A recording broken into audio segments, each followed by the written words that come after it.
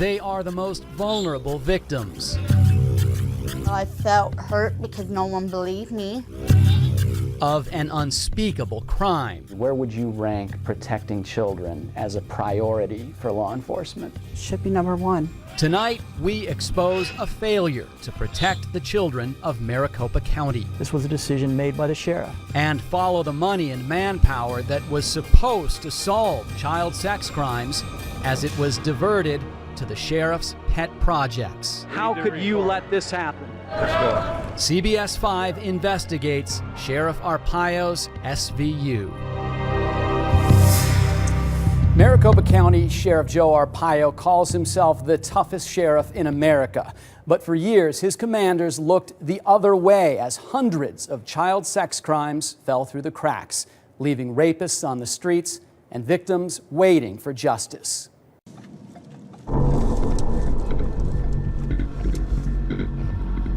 We're driving through the West Valley, looking for a man accused 8 years ago of raping a young girl. This Maricopa County Sheriff's Office report lays out the case. A sexual assault, a suspect, but no arrest. The case listed as inactive since 2005. The suspect lives here, but we can't show you his face or his name because investigators never finished their work. We're doing a story about a sheriff's office investigations into child sex crimes. Is he guilty? We don't know. It's just one of hundreds of cases detailed in these stacks of documents, released only after CBS 5 threatened to sue the sheriff's office. But they're not just cases. They are children whose rapes went uninvestigated for years. Do you understand why it took so long? No. Children like Sabrina Morrison, just 13 years old when her uncle raped her for the first time. He threatened me, said not to tell anybody, or he would hurt me. She told her teacher, who called MCSO. But after taking the report and performing a rape exam... Well, what was the message you walked away with? I was told straight to my face there was no evidence of any trauma, no sexual assault. It was 5 years before detectives arrested Sabrina's uncle. 5 years of repeated rapes. 5 years of her parents thinking she was just making it up. How do you feel when you find out that your daughter's been telling you the truth and you didn't know it? According to MCSO's own reports, the case sat inactive, even though investigators had the DNA evidence they needed to make an arrest. An 8th grader could have solved this case. Charles Serrano is Sabrina's attorney. There are no good excuses. There are only bad excuses for this type of unconscionable neglect. Why this case and hundreds of others like it were set aside is a question that has dogged the Maricopa County Sheriff's Office and the sheriff for years. Sheriff, your department has nearly 500 cases of child sex crimes that they did not investigate. Well, let's not talk about other issues, which we will resolve. Sheriff Arpaio has refused to discuss the issue, much less answer questions. But as time went on, the full scope of the problem began to reveal itself.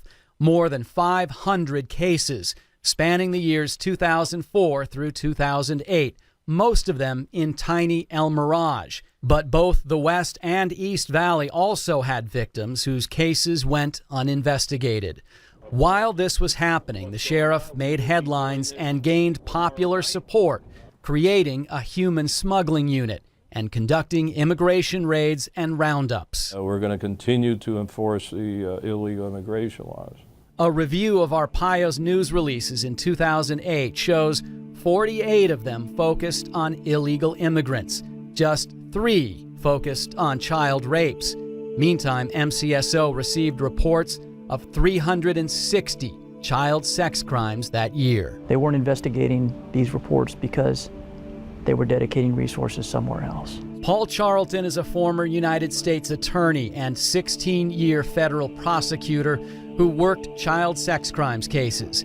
He says focusing limited resources on headline-grabbing operations produces negative consequences for more important police work. What happened here was a policy decision to dedicate resources to go after illegal aliens and leave other more serious offenses understaffed and without sufficient resources. In 2008, an internal investigation began within the walls of the sheriff's office, meant to find out what was happening to the child sex crimes cases.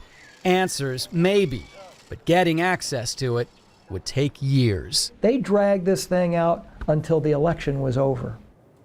Coming up next, what we had to do to get those records. Then, How come you don't want to talk to us about the child sex crimes case? we take our questions to Sheriff Arpaio.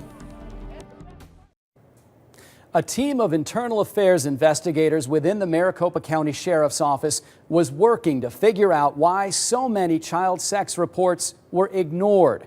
What they found, they kept secret for more than 4 years. We knew an investigation was underway, but when we asked about it, Have you found out what went wrong with the child sex crimes that fell through the cracks? Not going to answer that. we got no answers. When will Anybody that have anything internal else? investigation be done, Sheriff? Anybody have anything else? What detectives had found was anybody's guess. By 2012, the internal investigation had been going on for 4 years. CBS 5 sent public records request after public records request. The response was always the same. The investigation is ongoing, so you can't have it. In the beginning of 2013, we hired attorney David Bodney to demand the release of the report. There is no conceivable basis for withholding this investigatory report from public inspection as long as they did. After Bodney set a deadline of Monday, February 11th, the Sheriff's Office finally released its 10,000-page investigation. It painted a picture of a sex crimes unit that was severely understaffed. Detectives discarded difficult cases, took evidence home with them, and failed to keep track of the cases they left open. The report initially blamed the detectives, their sergeant, and a lieutenant, but in the end concluded that this was a systemic failure. Nobody was disciplined. But something else caught our attention: the dates on the documents. No work had been done since November of 2011. The sheriff should have released this investigatory report more than a year ago. It appears that the Sheriff's Office withheld the report for the entire year of 2012. These kids are the future. Which happened to be an election year for Arpaio. It was his closest ever. He spent $7 million and received just 50% of the vote. His opponent raised just $500,000 and received 45% of the vote. They dragged this thing out until the election was over. Is an election a legitimate reason to withhold releasing a public record?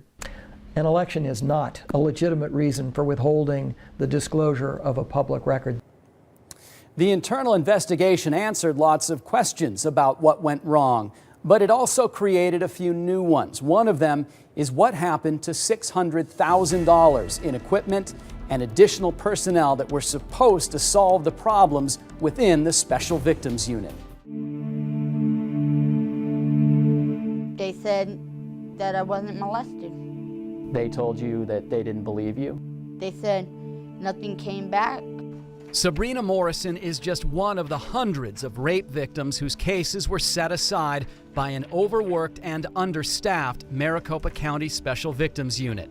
A 10,000-page internal affairs investigation blamed detectives, a sergeant, and a lieutenant for the failures. But deep inside the report is testimony that shows these people complained repeatedly about being short-staffed.